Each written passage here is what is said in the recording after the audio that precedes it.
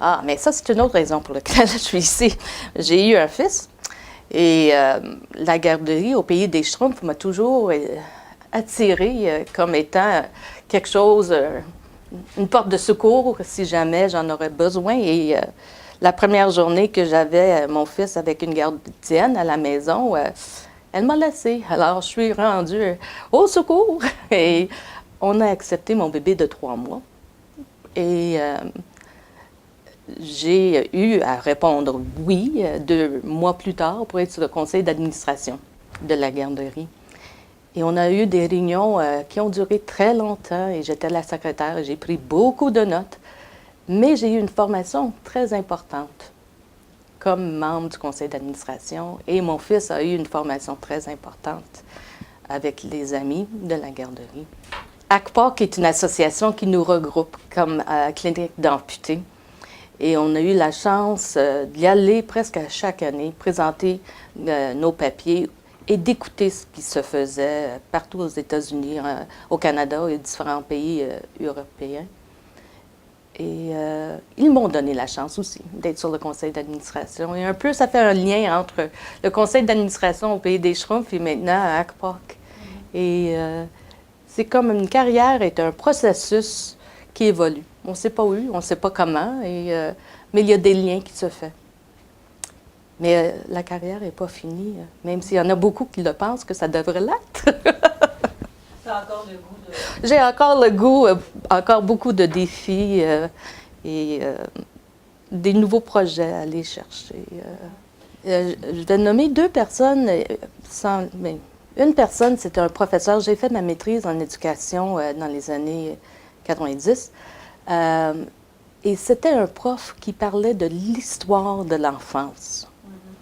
Et il l'a fait utilisant les tableaux d'art depuis toujours, pour voir la place de l'enfant autour de la table, en train de manger, en train de jouer, en train de travailler, pour définir quand l'enfant est devenu critique, si on veut, ou important à notre société. Alors, cette personne-là m'a beaucoup influencée. Je pourrais dire beaucoup de gens en dehors des murs de Marie-Enfant. À l'intérieur, il y a une personne qu'il faut que je nomme, c'est Dr. Marie Laberge-Malo. Et cette femme est incroyable. Elle a une mémoire, elle a des connaissances, elle a une sagesse et une doigté avec les personnes quand ils sont en présence d'elle, qui est remarquable. Et une personne très stimulante qui va se souvenir.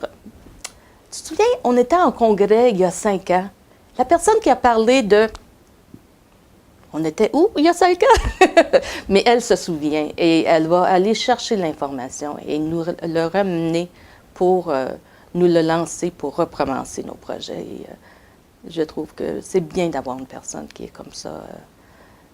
Et c'est bien de dire aussi qu'une personne a toujours des qualités et que je peux aussi dire des fois que ça, on a des défauts. Marie-Enfant est un lieu physique qui s'agrandit toujours de l'intérieur. On change des murs continuellement, avec beaucoup de succès, la plupart du temps. Mais plus que physiquement, je pense que Marie-Enfant aussi est un endroit où on change constamment les murs. On pousse, on repousse, on regarde, on se questionne, on essaye des nouvelles façons de faire, on évalue, on accepte ce qu'on a fait ou on modifie ce qu'on fait. Et je pense que c'est un endroit très stimulant à vivre, à apprendre à travailler et à maintenir avec cet esprit-là.